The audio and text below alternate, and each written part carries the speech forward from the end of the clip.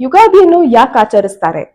ಸಿಹಿ ಮತ್ತು ಕಹಿಯನ್ನು ಸಮವಾಗಿ ಯಾಕೆ ತಿನ್ಬೇಕು? ಯಾವ ದೇವರನ್ನು ಆರಾಧಿಸಬೇಕು? ಇವೆಲ್ಲ ಪ್ರಶ್ನೆಗಳಿಗೆ ನಾನು ಹೇಳ್ತೀನಿ ಉತ್ತರ. ಹಿಂದೂ ಮೈಥಾಲಜಿ ಪ್ರಕಾರ ಇವತ್ತಿನ ದಿನ ಬ್ರಹ್ಮ ಜಗತ್ತನ್ನ ಸೃಷ್ಟಿ ಮಾಡಿರೋ ದಿನ. ಯುಗಾದಿಯನ್ನು ಹಿಂದೂ ಕ್ಯಾಲೆಂಡರ್ ಪ್ರಕಾರ ಹೊಸ ವರ್ಷದ ಮೊದಲನೇ ದಿನ ಎಂದು ಆಚರಿಸ್ತಾರೆ. ಸಿಹಿ ಕಹಿ, ಉಪ್ಪು ಹುಳಿ, ಖಾರ ಒಗರು, ಈ 6 ರುಚಿಗಳೇ ನಮ್ಮ ಜೀವನ.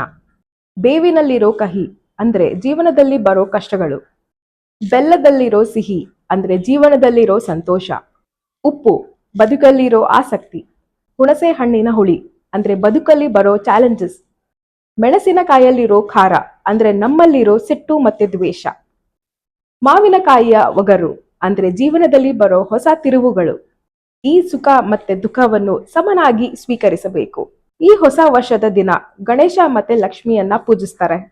ಪೂಜೆಗೆ ಬೇಕಾಗಿರುವಂತ ಲಕ್ಷ್ಮಿ ವಿಗ್ರಹಗಳು, ಗಣೇಶನ ವಿಗ್ರಹಗಳು, ಪೂಜಾ ಥಾಲಿ, ಕಳಸ ಇವೆಲ್ಲವೂ ಟ್ರೆಡಿಷನಲ್ ಟ್ರೆಷರ್ಸ್ ಅಂಗಡಿಯಲ್ಲಿ ಸಿಗುತ್ತೆ.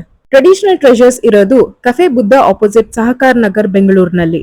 ನೀವು ಕಾಲ್ ಆದ್ರೂ ಮಾಡಬಹುದು ಅಥವಾ ನೀವು ಅಂಗಡಿಗೆ ವಿಸಿಟ್ ಮಾಡಿ ಪರ್ಚೇಸ್ ಮಾಡಬಹುದು.